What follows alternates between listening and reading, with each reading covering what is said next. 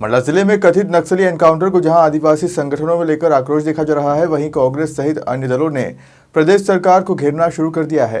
इसी क्रम में बांसवाड़ा के भारत आदिवासी पार्टी के सांसद राजकुमार रोंत ने पीड़ित परिवार से मुलाकात की और प्रदेश सरकार से 50 करोड़ रुपए की आर्थिक सहायता देने की मांग की।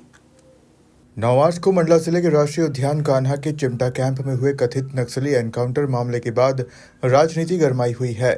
विपक्ष कांग्रेस ने जहां नक्सली एनकाउंटर को फर्जी एनकाउंटर बताकर आदिवासी युवक की हत्या का आरोप लगाया है, वहीं रविवार को राजस्थान के बांसवाड़ा के भारत आदिवासी पार्टी के सांसद राजकुमार रोंत खटिया ग्राम पंचायत के अंतर्गत ग्राम लचरे टोला पहुंचे, जहां उन्होंने पीड़ित परिवार से मुलाकात कर सांत्वना दी।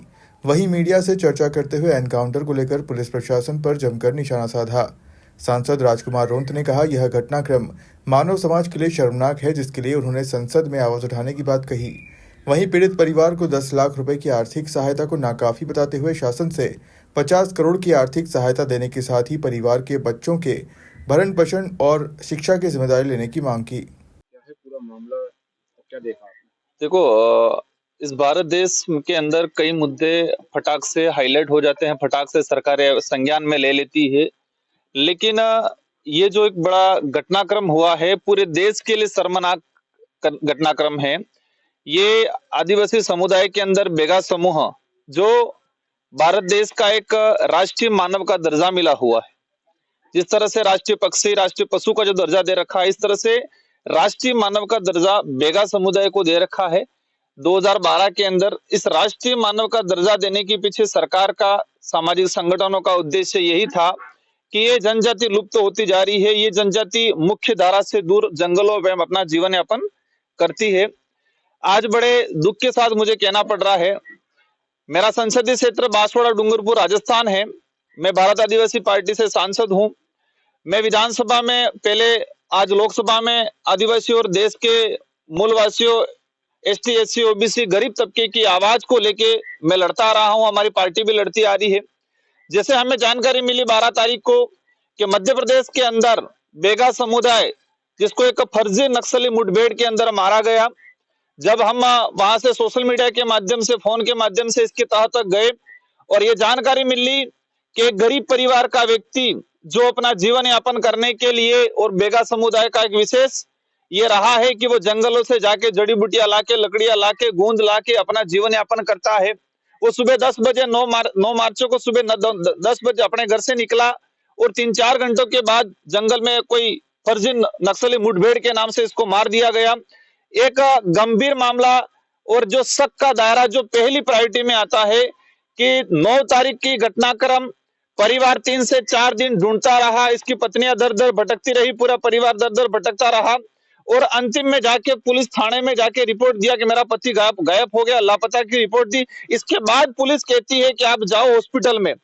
संबंधित थाने में घटनाक्रम होता है, जो मुठभेड़ हो रही है वो भी संबंधित थाने में है और जो परिजन है, जो परिवार जिसकी जो हिरण जो है उसको भी संबंधित थाने का है। इससे ये पोल खुल जाती है कि हर थाने के अंदर बीट प्रभारी, बीट इंचार्ज जो होते हैं, हर व्यक्ति को अपने थाना सर्कल, अपने बीट इंचार्ज का डाटा रहता है। 4 दिन तक संबंधित थाने को ये नहीं पता चला कि आदमी हमारे थाने सर्कल का है कि नहीं है। नहीं पुलिस ने आगे से इसका कोई पर्चा या इसका फोटो वायरल किया कि ये व्यक्ति कौन है। इससे ये पता चल जाता है कि ये सारा का सारा फर्जी मुठभेड़ था। ऐसे पूर्व में कितने प्रकार के घटनाक्रम, कितने मुठभेड़ हुए होंगे, कई ऐसे लापता। मैं आज ये घटनाक्रम से मेरे संज्ञान में आया है कि हमें देश में ऐसे लापता लोगों की भी जानकारी कलेक्ट करने की जरूरत है, जिनको कई हो सकता है फर्जी मुठभेड़ के नाम से कहीं दफना दिया गया हो। ये जो मामला है पूरे राष्ट्र के लिए है, न कि मध्य प्रदेश के लिए है। ये बात अलग है कि इस देश में आदिवासियों की आवाज बहुत कम मीडिया बनती है, बहुत कम जनप्रतिनिधि बनते हैं, न सरकार ध्यान देती है। देश के अंदर पशुओं के नाम से राजनीतिक हो जाती है। देश के अंदर पूरे अन्य राज्यों में, जैसे कि हम बात अन्य देश के अंदर बांग्लादेश की बात करें, बांग्लादेश में गलत हुआ, हम भी इसको कहते हैं गलत हुआ, लेकिन बांग्लादेश की बात को पूरी सरकार उठाती है, पूरा मीडिया, नेशनल मीडिया उठाता है, लेकिन हमारे देश के अंदर आदिवासियों के साथ अत्याचार हो रहा है, उस बात पे कोई संज्ञान नहीं ले रहा है।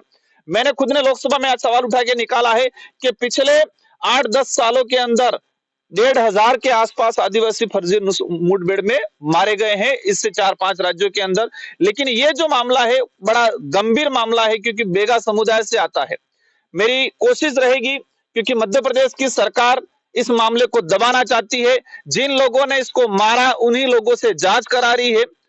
मतलब वो कहते हैं कि बिल्ली से दूध की रखवाली की जा रही है, बिल्ली से दूध की रखवाली की जिम्मेदार भाजपा सरकार दे रही है। मेरा प्रयास रहेगा, इस मुद्दे को मैं लोकसभा में उठाऊंगा, मानवाधिकार में इसको ले जाएंगे और पहली प्रायोरिटी रहेगी इसकी सीबीआई जांच करे। एक मामला ये आता है कि सरकार ने इस परिवार को 10 लाख रुपए मुआवजा दिया, सरकारी नौकरी देने का मौखिक आश्वासन दिया। एक तरफ शुरुआत में न्यूज में आया कि महिला मुठभेड़ हुआ, महिला मरी, फिर आया कि कोई व्यक्ति मरा, फिर 3 से 4। अभी तक प्रशासन ने जो प्रेस नोट जारी किया वो भी क्लियर नहीं है। प्रशासनिक अधिकारी, एसपी, आईजी, संबंधित थाना सर्कल सबके बयान अलग अलग आ रहे हैं।